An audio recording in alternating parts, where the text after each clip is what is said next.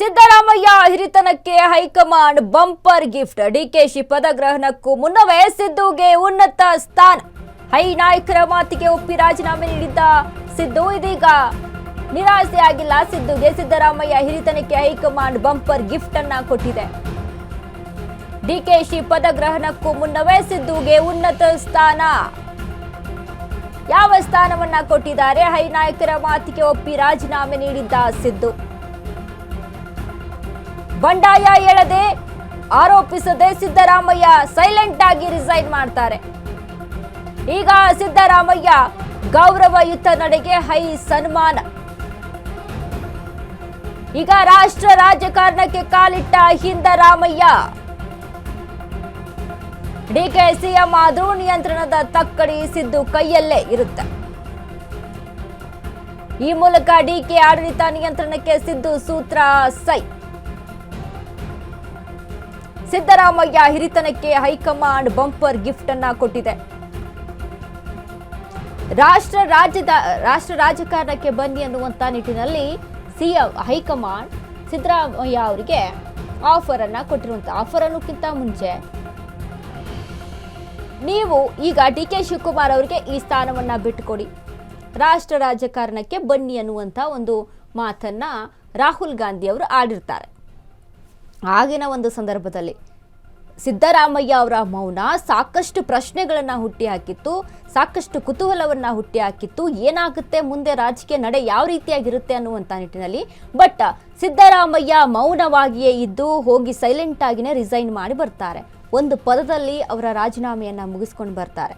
ನಾನು ಸಿದ್ದರಾಮಯ್ಯ ರಾಜೀನಾಮೆಯನ್ನು ನೀಡ್ತಾ ಇದ್ದೀನಿ ಸಿಎಂ ಸ್ಥಾನ ವಿಚಾರಕ್ಕೆ ಸಂಬಂಧಪಟ್ಟಂತೆ ಅಂತ ಹೇಳ್ಕೊಂಡು ಬರ್ತಾರೆ. ಬಟ್ ಅವರ ಮೌನ ಸಾಕಷ್ಟು ರೀತಿಯಾಗಿ ಅಂದರೆ ಅವರ ಬೆಂಬಲಿಗರಿಗೆ, ಜನಗಳಿಗೆ ಗೊಂದಲವನ್ನು ಸೃಷ್ಟಿ ಮಾಡಿತ್ತು. ಹೈಕಮಾಂಡ್ಗೂ ಕೂಡ ತಲೆ ಬಿಸಿ ಆಗಿತ್ತು. ಏನಾಗ್ಬಿಡುತ್ತಪ್ಪ, ಸಿದ್ದರಾಮಯ್ಯ ಅವರ ನಡೆ ಹೇಗಿರುತ್ತೆ ಅನ್ನುವಂಥ ನಿಟ್ಟಿನಲ್ಲಿ. ರಾಷ್ಟ್ರ ರಾಜಕಾರಣಕ್ಕೆ ಬನ್ನಿ ಅನ್ನುವಂಥ ನಿಟ್ಟಿನಲ್ಲಿ ಸಿದ್ದರಾಮಯ್ಯ ಅವರಿಗೆ ಹೈಕಮಾಂಡ್ ಒಂದು ಬಂಪರ್ ಗಿಫ್ಟ್ ಅನ್ನ ಕೊಟ್ಟಿದೆ. ಇನ್ನು ಅದರ ಜೊತೆಗೆ ರಾಜ್ಯದಲ್ಲಿ ಸಿಎಂ ಆಗಿ ಡಿಕೆ ಶಿವಕುಮಾರೇ ಇರಬಹುದು, ಬಟ್ ಸಿದ್ದರಾಮಯ್ಯ ಅವರ ರಾಜಕೀಯ ನಡೆ ಇಲ್ಲಿ ಬೇಕಾಗುತ್ತೆ.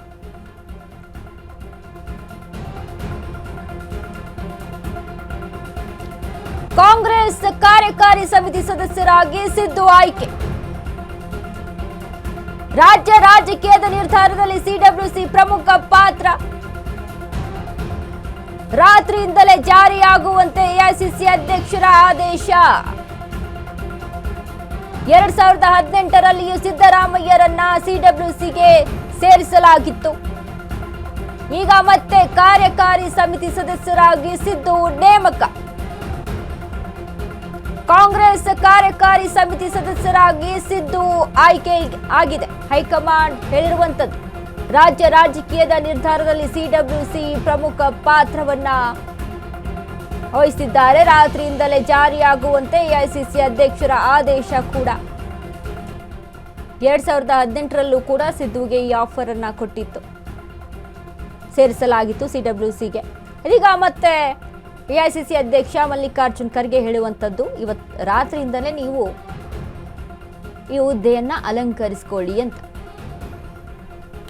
ರಾಷ್ಟ್ರ ರಾಜಕಾರಣಕ್ಕೆ ಬನ್ನಿ ಅನ್ನುವಂಥ ನಿಟ್ಟಿನಲ್ಲಿ ಹೈಕಮಾಂಡ್ ಒಂದು ಆಫರ್ ಅನ್ನ ಕೊಟ್ಟಿತ್ತು ಸಿದ್ದರಾಮಯ್ಯ ಅವರಿಗೆ. ಅಂದರೆ ಸಿದ್ದರಾಮಯ್ಯ ಅಜ್ಜಿ, ಯಾವುದೇ ರೀತಿಯಾಗಿ ನೀವು ಟೆನ್ಷನ್ ಅನ್ನ ಮಾಡ್ಕೊಳ್ಳೋದು ಬೇಡ, ಯಾವುದೇ ರೀತಿಯಾಗಿ ನೀವು ಬೇರೆ ರೀತಿಯಾಗಿ ಯಾವುದೇ ಯೋಚನೆಯನ್ನ ಮಾಡೋದು ಬೇಡ. ರಾಹುಲ್ ಗಾಂಧಿ ಅವರು ಮಾತನಾಡಿರುವಂಥದ್ದು, ನೀವು ರಾಷ್ಟ್ರ ರಾಜಕಾರಣಕ್ಕೆ ಬನ್ನಿ. ಬಟ್ ಆಗಿನ ಸಂದರ್ಭದಲ್ಲಿ ಸಿದ್ದರಾಮಯ್ಯ ಅವರು ಹೇಳಿದ್ರು, ಅಂದರೆ ಆದಂಥ ಒಂದು ಬೇಸರವನ್ನು ವ್ಯಕ್ತಪಡಿಸಿದ್ದು, ಅಸಮಾಧಾನವನ್ನು ವ್ಯಕ್ತಪಡಿಸಿದ್ದು, ನನಗೆ ಯಾವುದೇ ರಾಷ್ಟ್ರ ರಾಜಕಾರಣ ಬೇಡ, ನನ್ನ ಮಗನಿಗೂ ಕೂಡ ಯಾವುದೇ ಸ್ಥಾನಮಾನ ಬೇಡ, ನಾವು ಸುಮ್ಮನೆ ಮನೆಯಲ್ಲಿ ಇರ್ತೀನಿ, ಬಿಟ್ಟು ಬಿಡಿ ಅನ್ನುವಂಥ ನಿಟ್ಟಿನಲ್ಲಿ ಸಿದ್ದರಾಮಯ್ಯ ಅವರು ಆಗ ಬೇಸರಗೊಂಡು ಅಸಮಾಧಾನವನ್ನು ವ್ಯಕ್ತಪಡಿಸಿದ್ರು. ಬಟ್ ಇದೀಗ ಕೆ.ಸಿ. ವೇಣುಗೋಪಾಲ್ ಅವರು ಒಂದು ಕಡೆ ಡಿಕೆಶಿನ ನಿಲ್ಲಿಸ್ಕೊಂಡು ಮತ್ತೊಂದು ಕಡೆ ಸಿದ್ದರಾಮಯ್ಯ ಅವರನ್ನ ನಿಲ್ಲಿಸ್ಕೊಂಡು ಒಂದು ಮಾಧ್ಯಮದ ಮುಂದೆ ಮಾತನಾಡ್ತಾರೆ.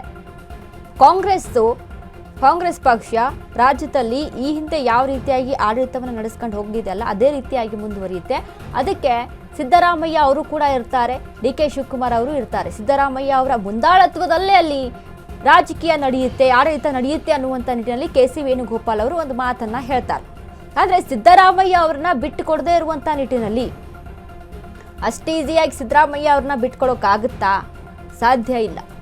2028ರ ಎಲೆಕ್ಷನ್ಗೆ ಇದೇ ರೀತಿಯಾಗಿ ಸಕ್ಸಸ್ ಅನ್ನ ಕೊಟ್ಟು ನೀವು ನಮ್ಮನ್ನ ಗೆಲ್ಲಿಸಿಕೊಡ್ಬೇಕು ಅನ್ನುವಂಥ ಮಾತನ್ನ KC ವೇಣುಗೋಪಾಲ್ ಅವರು ಮಾತನಾಡ್ತಾರೆ. ಅದನ್ನ ನಡೆಸ್ಕೊಂಡು ಹೋಗ್ಬೇಕಲ್ಲ, ಮುಂದಿನ ರಾಜಕೀಯ ಬೆಳವಣಿಗೆಗಳನ್ನ ಇಟ್ಕೊಂಡು, ಮುಂದಿನ ರಾಜಕೀಯ ಜೀವನವನ್ನ ಇಟ್ಕೊಂಡು ಇದೀಗ ಹೈಕಮಾಂಡ್ ಒಂದು ನಿರ್ಧಾರವನ್ನ ತೆಗೆದುಕೊಳ್ತಾ ಇದೆ.